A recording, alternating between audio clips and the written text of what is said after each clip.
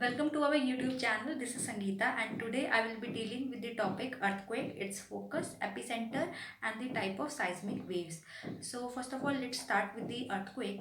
We all know that earthquake, it is the sudden shaking of the earth surface. And why this earthquake occur? Suppose these are two blocks, okay? This is our lithosphere, and we all know that lithosphere, it floats over the asthenosphere. And when we apply okay, it's okay. So when we apply stress on these block, so you have seen that no, this my this block has fallen down by mistake.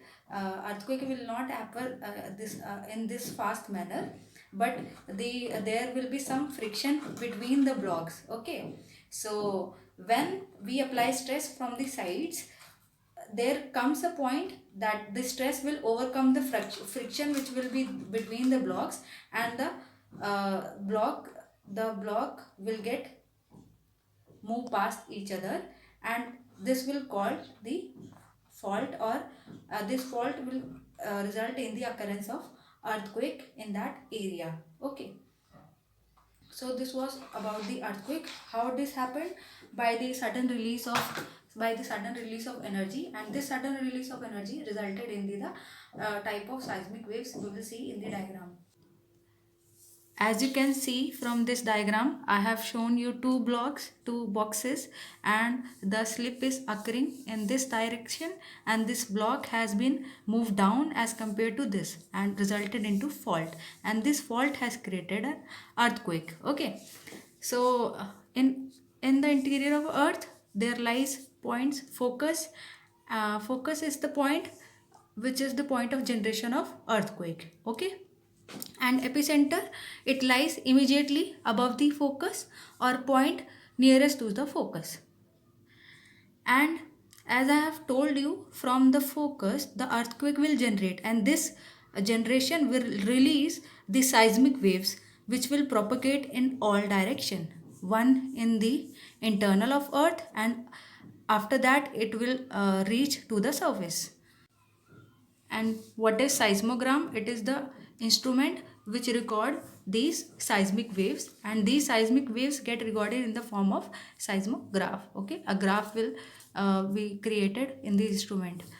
And what are the type of seismic waves? There are two type of seismic waves. One is body waves and another one is surface waves.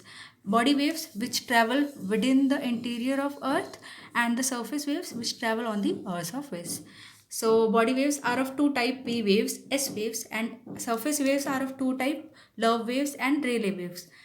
P waves are also called primary waves, compressional waves, and longitudinal waves, and S waves are also called secondary waves, transverse waves, and shear waves. So before going into detail for the type of these waves, I want to tell you few things about the wavelength, amplitude, and frequency and their relation.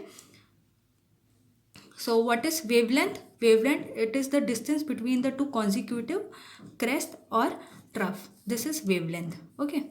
And what is amplitude? It is the displacement or the distance, that how much it has, it is the maximum displacement which has occurred. It is our amplitude. And what is frequency? It is the number of waves passed through a fixed point which we can count.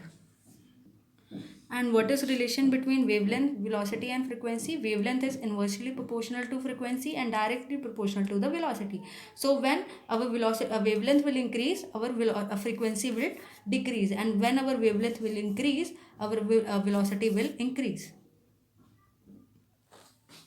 So as I have told you about the P waves are also called longitudinal waves. Why? Suppose this is my source and the waves are generating in this way. Okay. So this is my longitudinal wave, that if my wave is like this, my P waves will travel parallel to the propagation of the wave. Okay. And what is my S waves? It is, suppose this is my source, this is my wave propagation motion. So my S wave will travel perpendicular to it, or these are also called transverse. So as I have told you about the P waves, So I am going to tell you again, this is my source and this is my wave propagation direction. So my P wave will travel parallel to it. Okay. So this is the direction of P wave, which is back and forth. Okay. And you can also take example of a spring. Suppose this is my spring. Okay. And if I'm going to extend it, so it will expand, a dilation will create, that there will be larger gap. Okay. And if I'm going to compress my spring, so there will be compression and the gap will be less. So this is what I have shown over here. I have shown this compression and this is the dilation, which is also written over here, compression and dilation, which you will find in the books. Okay. So what is special about P wave? P wave, it travel fast, it is the fastest wave which travels 6 kilometer per second, and its example is sound wave, and it travels from both liquid and solid. Okay. And the P wave, it get recorded first in the seismogram when we take any, when we measure that these seismic waves within the interior of earth. And what are S waves? This is my source.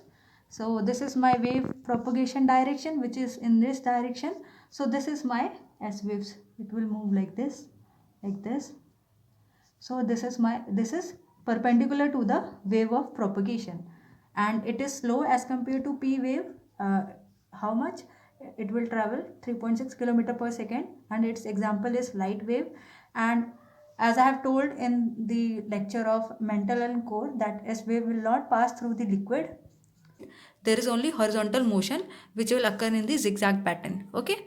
And the love wave, what is important about love wave, that it is most destructive. So you can remember, in that sense, if we love something more than the limit, so it sometimes it is dangerous for us. So that is why love wave is most destructive. What are Rayleigh waves? Rayleigh waves, these are like our ocean waves. And in Rayleigh waves, there will be both vertical and horizontal motion. And surface waves are also, surface waves, they are neither horizontal nor vertical. They are combination of both vertical and horizontal motion. Okay. Now I will tell you about the what is the frequency and what is the wavelength.